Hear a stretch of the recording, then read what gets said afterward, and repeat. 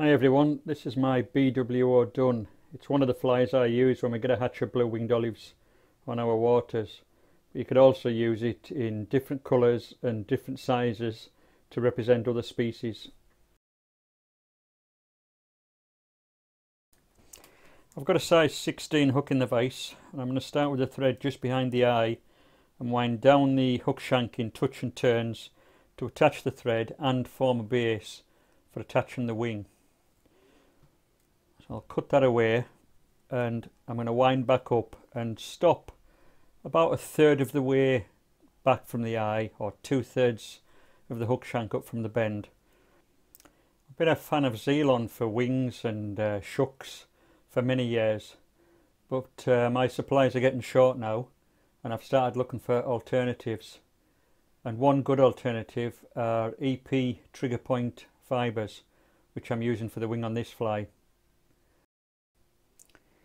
You'll sometimes find that the fibres can be slightly twisted or matted, so to untwist any fibres I'll just run a brush through the piece that I'm going to use for the wing. You don't need anything special to do this. I'm just using a relatively stiff fibred toothbrush.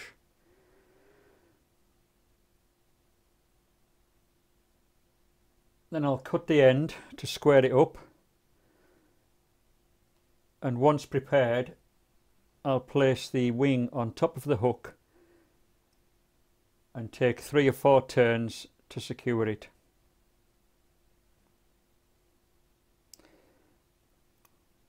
And I'll fold it back.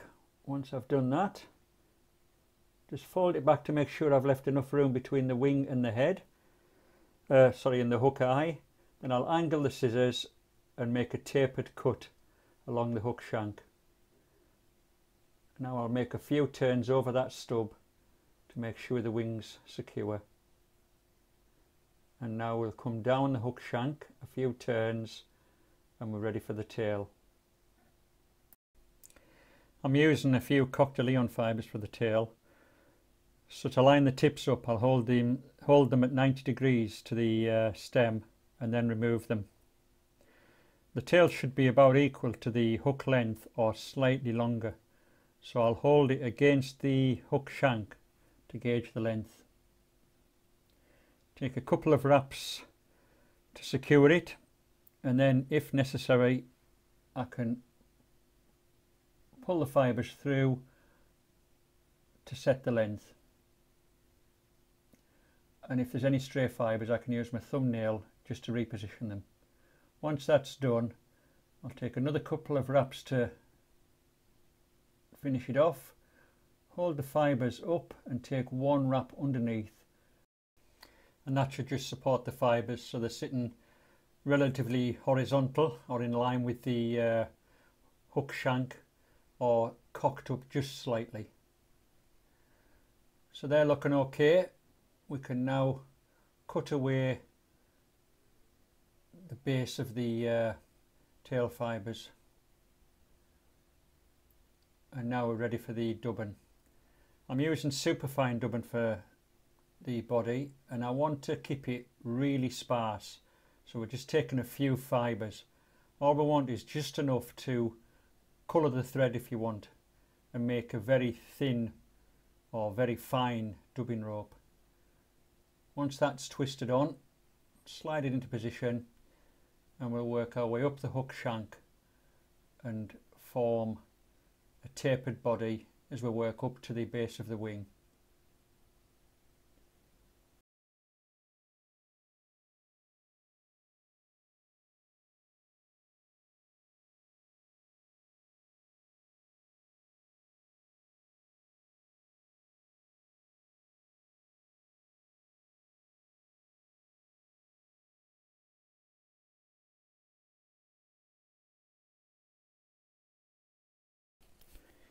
Now I'm just going to pause the dubbing process when I get to within about 1 millimetre or so of the base of the wing.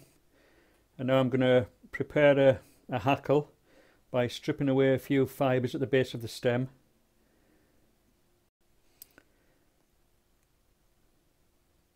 And then I'll hold it against the hook shank and secure it with a couple of turns. I've still got some dubbing on my thread, but if you don't, just add a little bit more dubbing. Now I've done that, I'm going to take the wing and hold it back and build the thorax in front of the wing, which will make the wing sit vertical. So I'll hold that back and dub that area between the base of the wing and the eye of the hook, and I'm going to dub tight into that wing base. I want it to support that wing and make it sit vertical. The last thing I want is that wing to flop forward and sit over the eye of the hook when the fly is finished or when I'm fishing with it. So we'll just add a little bit more dubbing to the tying thread, and again hold the wing back and build that up in front of the wing and tight into the base of the wing. And once I'm happy with that area, I'll just take a few wraps right behind the eye, and that'll just create a base for when we tie off the hackle at the end. So now I'm ready to wind the hackle. I want one full wrap in behind the wing, then I'll come in front of the wing and take the first wrap tight into the base, and then take another 1 or 2 wraps depending on how much room I have before we get to the head area.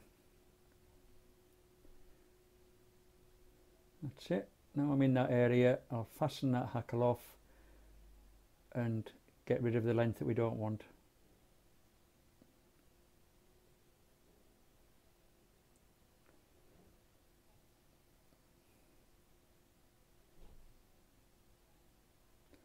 Now I'll just stroke those fibres back, hackle fibres, and take a few wraps to form a head, and then we'll do a whip finish.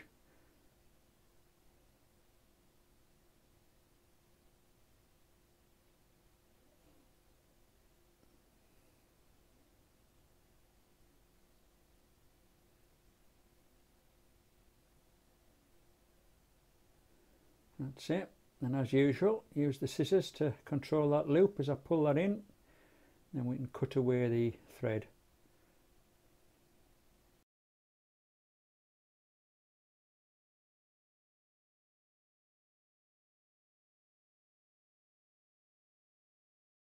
And now I just want to cut the wing to length, so I'm just going to hold it back against the hook and use the hook as a gauge, and I'm just going to cut it so it's equal with or just slightly past the bend of the hook. That's it. We'll just cut that fibre away there, and now I want this fly to sit quite low in the water, so I'm going to cut away the hackle fibres below the hook. So I've just turned it round in the vise, and I'm just going to snip away those fibres underneath the hook shank. And if it's easier, sometimes it's best to just take it out the vise and then just snip those away.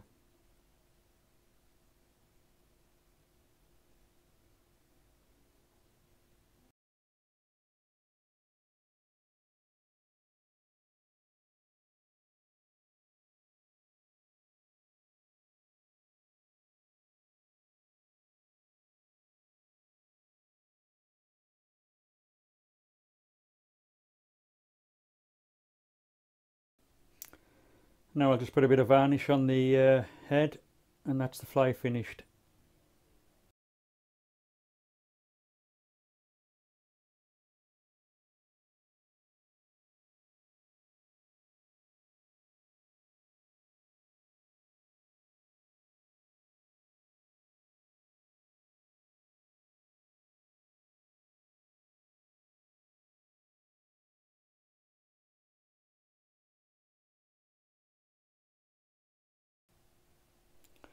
So that's my blue-winged olive done, or one of the flies that I use when we get blue-winged olives hatching on our waters.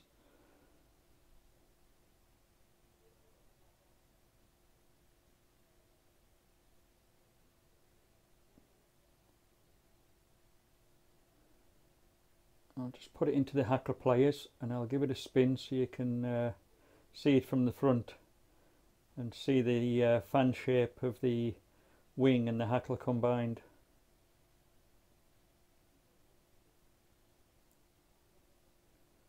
There you go. As I mentioned at the start, you could tie this fly in different colours and different sizes to imitate different species. So if you do decide to try it, I hope it works as well for you as it has for me.